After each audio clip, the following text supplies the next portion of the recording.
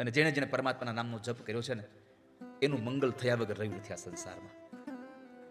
ચાહે તમે અત્યારે ભજો, ચાહે તમે ગમે ત્યારે ભજો. આજ સવારમાં જ એક પ્રસંગ સરસ ગુરુજી આપણે સાંભળ્યો. રામનું નામ લે, આખી જિંદગી નામ ન લીધું, પણ અંત સમય ભગવાનનું નામ લે તો ઈ તરી જાય. તો ઘણા બધા તર્ક વિતર્ક વાળા લોકો આવે મારી પાસે કે આખી જિંદગી કઈ ભગવાન નામ ન લીધું છેલ્લે તરી જાય.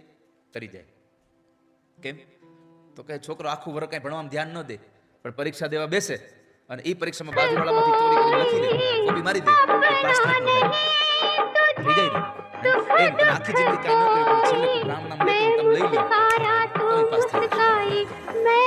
નામ लिया उन सब लिया सभी शास्त्र है, बिना नाम लड़के गया पढ़ पढ़ चारो.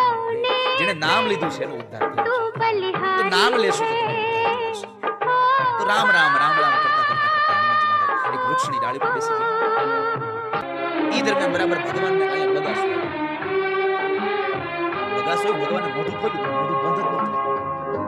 જાનકીજી જોવે છે કે શું થયું? મોઢું બંધ જ ન થયું. મોઢું બંધ નહોતું થતું એટલે જાનકીજી ગભરાઈ ગયા. એટલે એને લક્ષ્મણજીને બોલાવ્યા. લક્ષ્મણ ભરતજીને બધા આખો પરિવાર ભેગો થઈ ગયો. રામજી મોઢું આમાં ખોલી બોલી શકે નહીં. ભગવાન વૈદને બોલાવ્યા. વૈદને કઈ બોલી નહીં. હનુમાનજી રામજી ઈશ્વર બહાર બેઠો એને બોલાવો.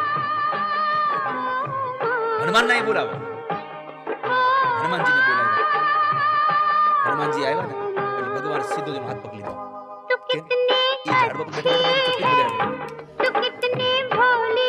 ચપટી બંધ નહોતા કરતા, કારણ કે મને ખબર નથી ક્યારે બગાસું આવે એટલે જઈ આવે કે હું તો ચપટી બગાડ્યા કરું એટલે આપણી સેવા થઈ જાય.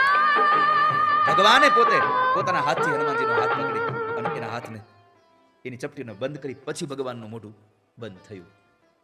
ભલા ભક્તજનો, તમે ભગવાનનું નામ લેશો અને તમે તમારી સેવામાં નિષ્ઠા રાખશો ને તો પરમાત્માને કેવું નહીં પડે, ઠાકોરજી તમે મને આલિંગન આપો, ઠાકોરજી બોલાવીને તમને આલિંગન આપી દેશે. વાલા વૈષ્ણવ, તમારી નિષ્ઠા હશે તો.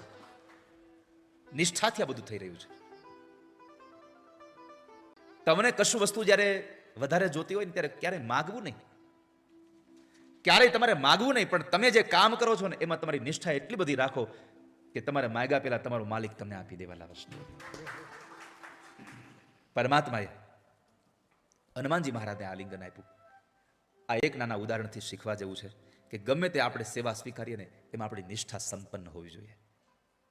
સામર્થ્ય છે છતાં પણ સેવક બન્યા, સામર્થ્યનું સેવકપણું કરવું એટલે કે રામના સેવક બની પોતે સામર્થ્યવાન હોવા છતાં પણ એ ભગવાનના સેવક બન્યા. રામાયણમાં આ બધા પ્રસંગોનું દર્શન કરીએ તો હનુમાનજી મહારાજમાં આ બધી જ ભક્તિઓ ભરી છે, આ સેવા ભક્તિ ભરી છે.